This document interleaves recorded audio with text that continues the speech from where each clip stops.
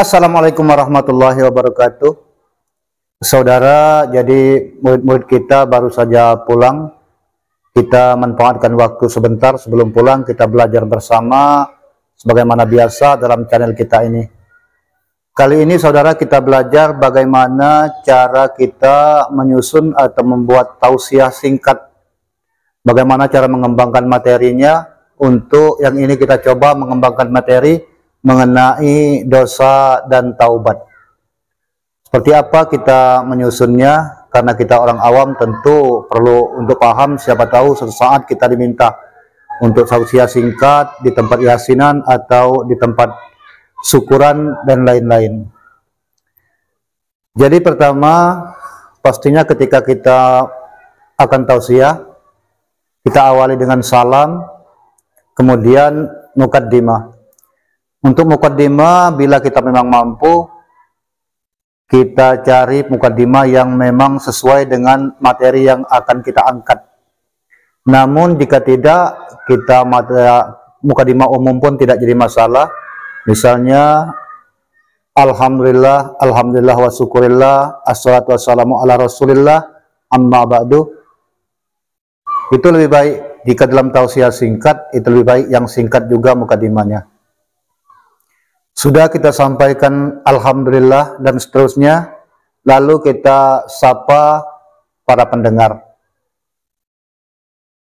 Jamaah kita sapa misalnya dengan sapaan, saudara-saudaraku kaum muslimin yang berbahagia, atau para jamaah yang semoga senantiasa dirahmati oleh Allah Subhanahu wa Ta'ala.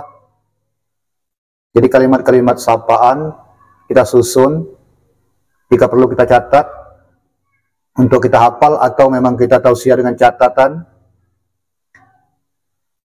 Mengingat tausiah singkat itu biasanya tidak ada basa-basi, to the point saja. Misalnya dalam kesempatan kali ini kita akan bicara mengenai dosa dan cara taubatnya. Sebagaimana kita ketahui bahwa yang namanya manusia tidak ada yang tidak mempunyai dosa.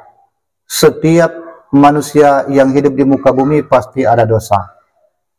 Jadi kita awali dari situ untuk memberikan penjelasan bahwa setiap manusia punya dosa. Lalu kita usahakan untuk mencari dalil, baik Quran atau hadis. Seumpama hadisnya, kullu ibni Adam khata'un wa khata'in tawabun.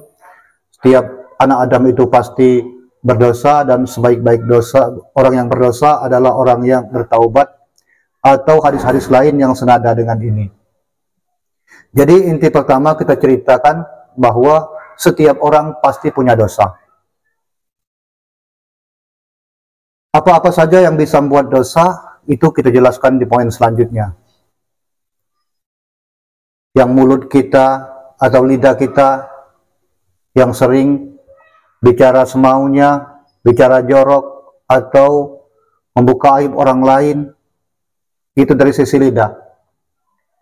Kemudian selain dari sisi lidah, kita juga masalah mata yang kadang memandang yang tidak diperkenankan atau tidak diperbolehkan untuk dilihat, yang terbuka aurat, ataupun hal-hal lain. Begitu juga dari telinga, kita mendengarkan lagu-lagu yang bernuansa syirik atau serono, yang boleh jadi itu mengundang dosa, sehingga tanpa kita sadari kita banyak berbuat dosa. Begitupun dengan tangan kita, yang pasti banyak berbuat dosa, misalnya mengganggu orang lain, dan lain-lain.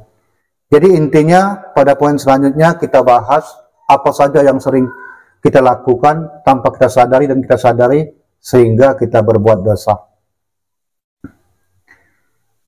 Lalu kita buat kategori, kita jelaskan bahwa yang namanya dosa, ada dosa besar, ada dosa kecil. Untuk dosa-dosa kecil itu lebih mudah untuk mohon ampun kepada Allah dengan istighfar, dengan membaca sholawat dan lain-lain, dengan memperbanyak sholat sunat, itu dosa kita akan mudah terampuni. Namun untuk dosa-dosa besar itu diperlukan taubat. Misalnya berzina, minum minuman keras, berjudi, itu tidak cukup dengan istighfar, tapi harus dengan taubat. Situ kita jelaskan. Jadi kita ulangi saudara, yang pertama kita ceritakan bahwa setiap orang punya dosa. Kemudian kita bahas apa-apa saja yang membuat orang jadi sering berdosa, mulai dari mulut, telinga, mata, tangan, dan lain-lain. Sedangkan dosa itu juga saudara terdiri dari dosa besar dan dosa kecil. Nah, sampai ke sini dosa kecil-kecil itu mudah terampuni, sedangkan dosa besar perlu taubat. Lalu kita ceritakan bahwa bagaimana yang namanya taubat. Yang pertama yang namanya taubat, bahwa yang pasti menyesali perbuatan dosa yang sudah kita lakukan. Tanpa penyesalan tidak mungkin ada taubat. Kemudian setelah menyesali, lalu berjanji atau bertekad dalam hati tidak akan mengulangi perbuatan itu lagi.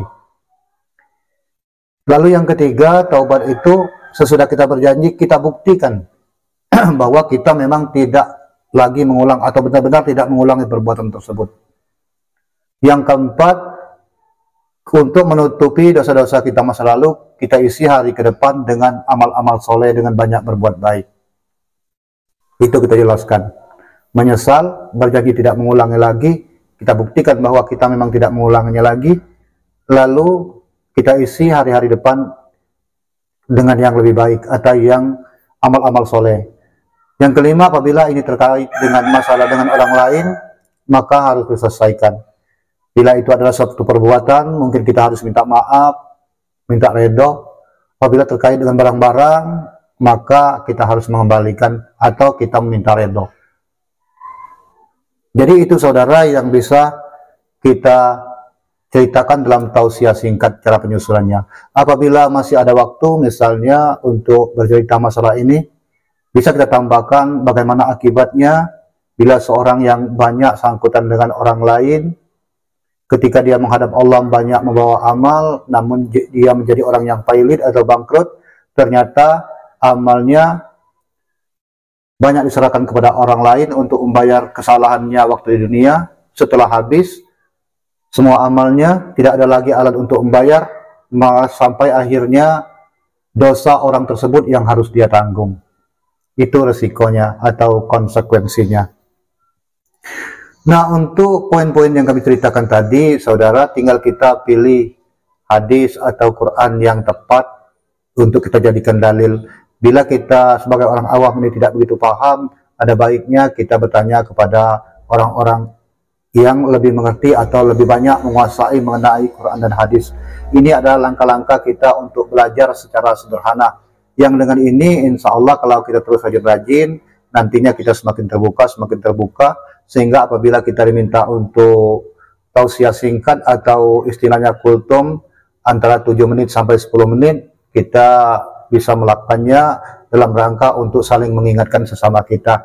Yang jelas walaupun materi kita tidaklah begitu baik sebagai mana ustadz, tapi dengan niat untuk saling menasihati, saling mengingatkan, tetaplah itu menjadi amal ibadah bagi kita. Karena bagaimanapun juga saudara, kalau kita lihat di kenyataan di daerah-daerah, di pelosok-pelosok, untuk memberikan tausiah, untuk memberikan ceramah singkat, untuk mengingatkan sesama, kalau berharap dari ustadz, kadang-kadang ustadz yang memang benar-benar handal keilmuan itu tidak ada.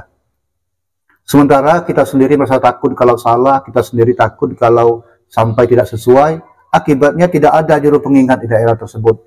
Maka ketika kita punya kemauan dan kita punya tekad yang baik, kita belajar untuk mengingatkan khususnya masyarakat yang ada di sekitar kita. Lalu terakhir saudara, kita penutup. Bagaimana cara penutup tergantung dengan kita. Kita hanya menceritakan komposisi untuk kita menyusun. Semoga saja saudara dalam waktu yang singkat menjelang kami pulang ini, apa yang kita pelajari bersama pada pagi hari ini, pada siang hari ini bermanfaat. Kami akhiri. Wassalamualaikum warahmatullahi wabarakatuh.